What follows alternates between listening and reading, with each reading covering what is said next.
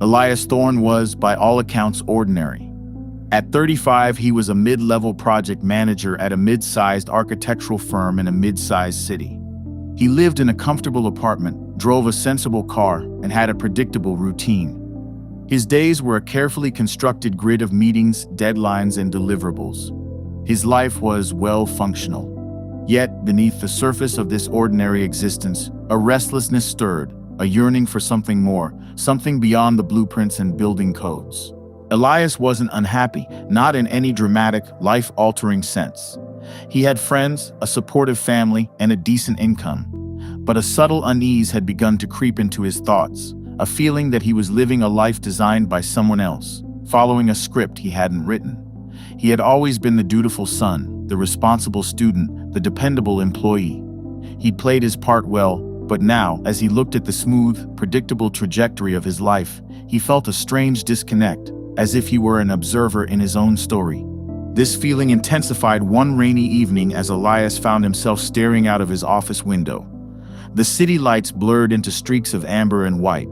He watched the cars moving like lines of light, each one seemingly on a prescribed path. And he wondered, is that all there is? Just following the lines, just adhering to the plan. It wasn't a midlife crisis, not yet, but it was the beginning of an awakening. He yearned for something beyond the predictable, the known, something that would engage his mind and ignite his spirit. His first step was small, almost insignificant. He started reading voraciously. Not architectural magazines or technical journals, but books on philosophy, physics, and history. He devoured texts on the nature of reality, the limitations of knowledge, and the evolution of ideas. He discovered thinkers like Karl Popper, who championed the idea that knowledge grows not through accumulation of facts, but through bold conjectures and relentless criticism. This concept struck a chord within him. He realized that he had been approaching his own life like a rigid blueprint, afraid to deviate, afraid to question. He also learned of David Deutsch's ideas about the nature of explanation, that scientific knowledge is not about mere prediction, but about understanding. The idea that explanations could operate at multiple levels, moving beyond the simplistic reductionism, resonated deeply. He thought about his work, the intricate designs he helped create, and how they were not just collections of materials, but stories woven from human needs, aspirations, and traditions. He began to see the world not as a set of static facts, but as a complex tapestry of explanations, interconnected and ever-evolving. Elias's journey was not without its doubts. He grappled with the idea of solipsism, the notion that only one's own mind is sure to exist. He imagined a solipsistic professor lecturing students who enthusiastically agree, each believing they are the sole consciousness. But he also considered Dr. Johnson's refutation of this philosophy, kicking a rock and declaring its reality because of the sensation he felt, forcing him to take a position on the nature of rocks. He realized that to explain even the simplest events, like a foot rebounding from a stone, required a complex narrative about external reality and its autonomy. The world, even in its most mundane aspects, was pregnant with mysteries and offered an endless supply of problems to solve. He began applying these insights to his work. He wasn't just creating buildings, he was creating spaces that shaped human experience. He started questioning the conventional wisdom of his field, asking not just how to build, but why build in a certain way. He became a relentless advocate for innovative solutions, challenging the status quo and pushing the boundaries of what was considered architecturally possible. This did not sit well with his colleagues. Many saw him as a disruptive force, someone who asked too many questions and challenged too many assumptions. They preferred the comfort of the familiar, the security of the tried and tested. They accused him of being idealistic, impractical, and even a little eccentric. Elias understood their perspective. It was easier to follow the existing path than to forge a new one. It was safer to stick to the known than to embrace the unknown. But he realized that true progress, both in life and in architecture, required a willingness to step outside the comfort zone. One particularly challenging project involved designing a public library in a low-income neighborhood. Most architects would have approached it as a straightforward construction project, a functional building with sufficient space for books. But Elias saw something more. He envisioned it not just as a library, but as a community hub, a space for learning, connection, and inspiration. He proposed a design that incorporated open, flexible spaces, interactive technology, and a welcoming, inclusive atmosphere. He argued for natural light, green spaces, and community participation. His ideas were met with resistance from the city council, the library board, and even his own firm. They worried about cost, feasibility, and public acceptance. They saw his vision as too ambitious, too risky, too unlike what they had always done. But Elias persisted. He presented his case with passion and conviction, explaining not just the aesthetic and functional aspects of his design, but also the deeper philosophical principles that informed his approach. He spoke of the importance of creating spaces that fostered intellectual curiosity, that promoted the free exchange of ideas, and that empowered individuals to realize their full potential. He argued that a public library was not just a repository of books, but a microcosm of the broader universe of knowledge, a place where people could access the collective wisdom of humanity. He related it to the concept of the theory of everything and how every new idea has the potential to illuminate not just a particular subject, but all subjects. He explained his conviction that the building itself could be an explanation, a physical embodiment of the values and aspirations of the community. He presented his plans to the community, holding open forums and listening to their concerns, addressing the problems they had, and taking those into consideration when refining the design. He didn't claim to have all the answers, but he made sure that everyone had a voice. He was not just seeking agreement, but genuine engagement.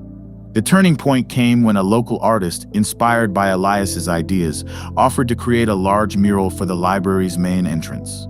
The artist explained that the mural was not just a decorative element, but a visual representation of the community's history, culture, and aspirations. The mural was a collective project that included residents of the community contributing, making them a part of the design of their own library. It was a story told in color, texture, and form, a manifestation of the diverse narratives that converged in that neighborhood. The library design wasn't just about the physical structure anymore, it was about the people who would use it. It was about transforming a space into a beacon for the community. With the artist's involvement, the community began to see the library not just as another public building, but as something special, something that belonged to them. This act of community participation shifted the paradigm. The library board and the city council, initially hesitant, became supportive. They recognized the power of Elias's vision and the value of community ownership. They approved his plan, granting him the opportunity to realize his architectural philosophy on a large scale. The library was not just a building. It became a symbol of possibility, a reminder that even in the most challenging circumstances, human ingenuity could create spaces that inspire, connect, and empower.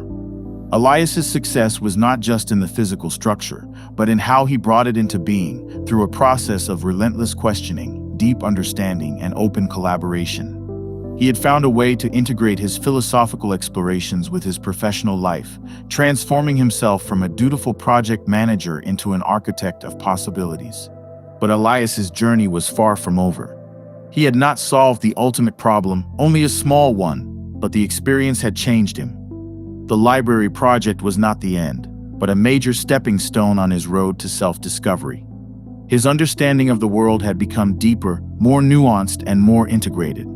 He had embraced the idea that reality is not a fixed entity, but a fluid process of interaction between the mind and the external world. He had grasped the concept of virtual reality, that the human mind can create and experience environments that are not limited by the constraints of physical reality. He knew that this idea of virtual reality is about interaction and is not a predetermined sequence of images like a movie. He understood that human existence was like a virtual reality experience with continuous interaction between mind and the environment. He began to ponder the nature of time, the persistent illusion of its flow. He questioned the conventional notion of a moving present, realizing that time is not a flowing river, but a vast, unchanging landscape of moments. He explored the ideas of time travel, not in a literal science fiction sense, but as a conceptual tool for exploring the nature of causality, interaction, and existence itself.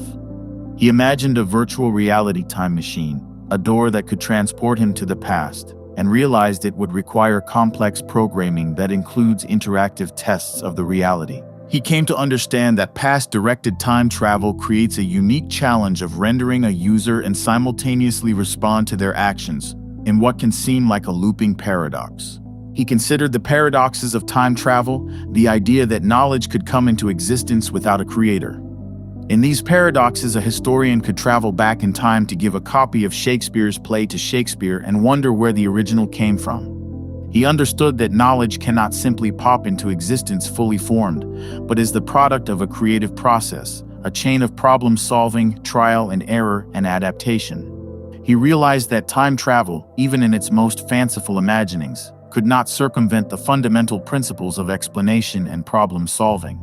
Inspired by these ideas, Elias started a personal journal, a place to record his thoughts, questions, and insights. He filled it with sketches, diagrams, and philosophical reflections. He used the journal not as a diary of daily events, but as a laboratory for his own thinking, a space where he could experiment with ideas and challenge his own assumptions. He realized that his life, like any life, was a grand experiment. He was the architect of his own possibilities, a designer of his own narrative. He no longer saw himself as a mere player in someone else's story, but as an active creator of his own reality. He understood that the universe was not a fixed age, but a dynamic canvas waiting for his creative touch. Elias's work began to shift. He started to take on projects that were outside his comfort zone. He designed community centers, sustainable housing projects, and even interactive art installations. He was not just designing buildings, but experiences, stories, and possibilities. He approached every new design challenge not just as a technical exercise, but as an opportunity for discovery and growth. He became a mentor to young architects, sharing his insights, challenging their assumptions, and encouraging them to embrace their own creative potential. He taught them that architecture was not just about blueprints and building codes, but about the art of creating spaces that shaped human experience. He guided them to see each project as a quest to not only solve a specific problem, but to build the best explanation for the needs, environment, and possibilities of their clients. He discovered a concept called the Turing principle, that it's possible to build a virtual reality generator that could create any physically possible environment. He also learned that a human mind is capable of creating knowledge, and it is an expression of this Turing principle. He understood that this ability to generate knowledge could be more significant than just solving his own personal problems. It had the potential to change the world. Elias's journey was not just about personal growth. It was about contributing to something larger than himself. He started to explore the idea of universal knowledge creation, the notion that knowledge is not just a human endeavor, but a fundamental aspect of reality. He explored Frank Tipler's omega point theory, which suggests that the universe is ultimately destined to be dominated by intelligent life, which will lead to the expansion of knowledge. Although he understood Tipler made exaggerated claims, the core ideas about knowledge creation in the universe resonated with his desire for a purpose that exceeded his personal ambition. He recognized the value of diverse perspectives and the importance of collaboration. He believed that collective intelligence was far more powerful than individual genius, and that true progress required the free exchange of ideas, vigorous debate, and a willingness to challenge conventional wisdom. He understood the scientific method as a system to refine our understanding through critical evaluation, and it did not rely on a principle of induction that the future resembles the past. He made it his personal mission to apply these ideas to all areas of his life, becoming an advocate for critical thinking, rational discourse, and open-minded inquiry. He admired the scientific method and the way scientific research is carried out in a seminar, where the junior students can criticize the senior professors. He understood how the community was more interested in the quality of the argument, rather than the origin of the argument, an approach that emphasized the importance of open discussion.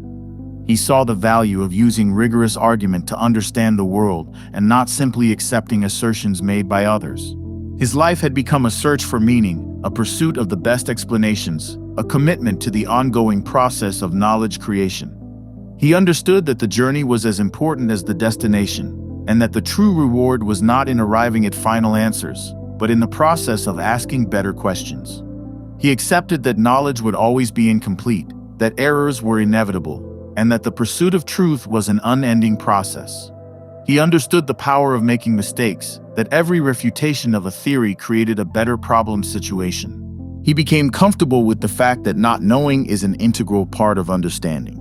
He no longer sought a life of comfort and predictability, but a life of challenge and exploration, a life where he could use his mind, his creativity, and his heart to make a positive impact on the world. He wanted a life that was filled with a sense of purpose, meaning, and contribution. He wanted to inspire others to live their own unique potential, creating their own paths and crafting their own stories. Elias, once an ordinary project manager, had become an architect not just of buildings, but of possibilities. He had transformed his own life into a work of art, a testament to the power of the human mind to explore, understand, and create. He had discovered that the fabric of reality was not something to be passively observed, but something to be actively engaged with, shaped, and transformed. His story was no longer a prescribed script, but an open-ended narrative, a masterpiece in progress, and he was both its author and its protagonist. He was no longer just Elias Thorne, the architect. He was Elias Thorne, the architect of his own reality, a living example that life was a creative process where the greatest achievements are the result of solving the right problems. He had found his purpose in the ongoing act of learning, growing, questioning, and striving to find the best explanations for the world he inhabited.